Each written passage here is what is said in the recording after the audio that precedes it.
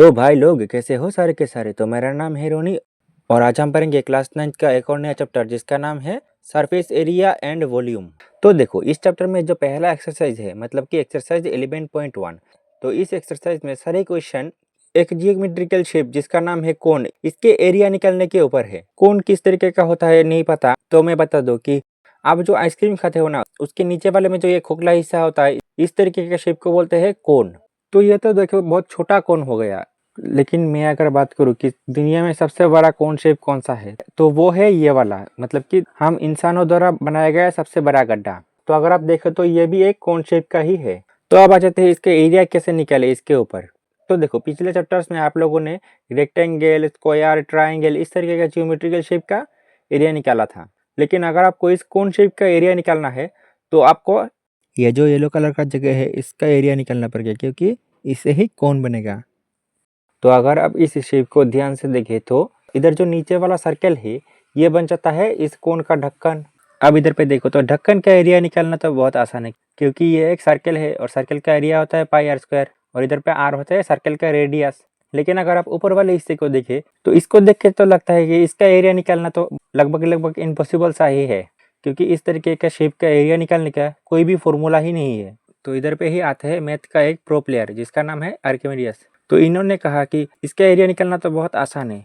कैसे? तो आप देखो पहले तो इन्होंने इसको छोटे छोटे पार्ट्स में तोड़ दिया। तो फिर अगर आप इन पार्ट को देखें तो ये पार्ट्स एक ट्रायंगल शेप का है।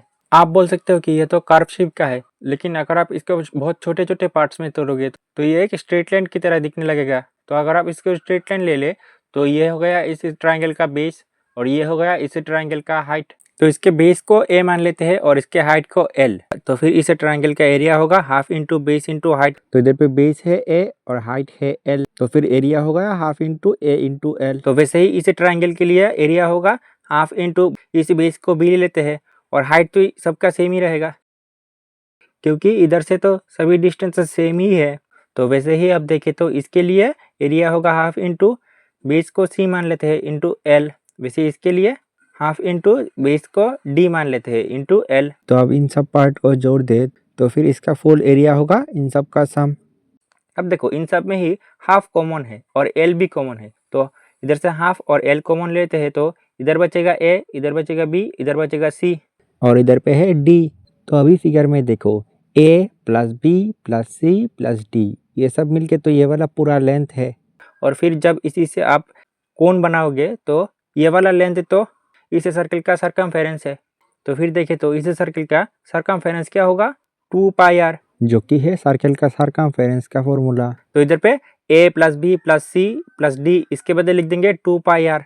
तो इधर पे देखें तो 2 कैंसिल तो equal to L into pi into R, मतलब कि equal to pi R L. तो मतलब कि इधर curve surface area of cone जो कि ये वाला है इसका, तो इसमें एरिया होगा पाई आर एल। इधर पे एल होगा ये वाला डिस्टेंस और इधर आर होगा नीचे वाला इस ढक्कन का रेडियस।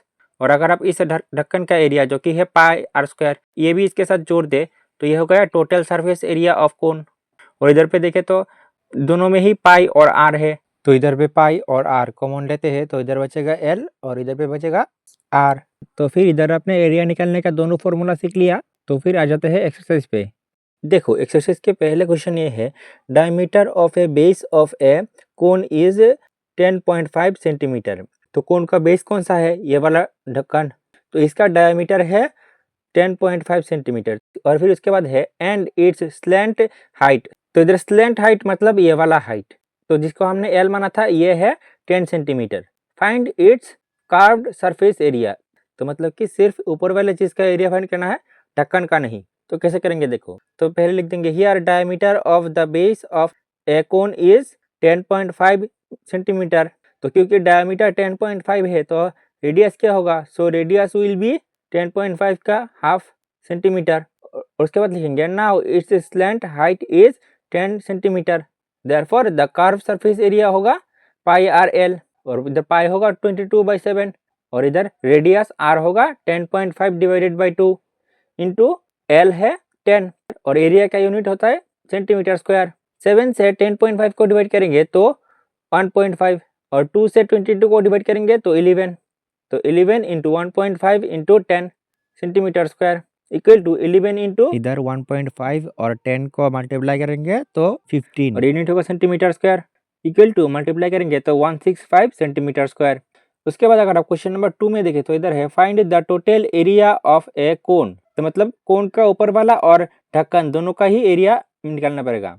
इधर पे दिया है if its slant height is 21 metre, तो इधर ये वाला लेंथ है 21 metre and diameter of its base is 24 metre, तो लिख देंगे given diameter of its base is 24 metre, so radius क्या होगा, radius will be 24 divided by 2 equal to divide करेंगे तो 12। उसके बाद लिख देंगे now its slant height is 21 metre, therefore total area of कोन क्या होगा pi r into r plus l equal to pi के बदले 22 डिवाइडेड बाई 7 इंटू इधर पे रेडियस आर है 12 और फिर आर मतलब कि 12 प्लस एल होगा 21 और एरिया का यूनिट होगा metre square equal to 22 divided by 7 into 12 into इन दोनों को ऐड करेंगे तो 33 मीटर स्क्वायर। तो इधर देखो 7 से 33 भी डिवाइड नहीं हो रहा, 12 भी नहीं हो रहा और 22 भी नहीं हो रहा, तो इधर हम ऊपर वाले सबको मल्टीप्लाई कर देंगे, तो इधर 22 इंटू 12 इंटू 33 होगा 8712 डिवाइडेड बाई 7 और यूनिट होगा मीटर स्क्वायर।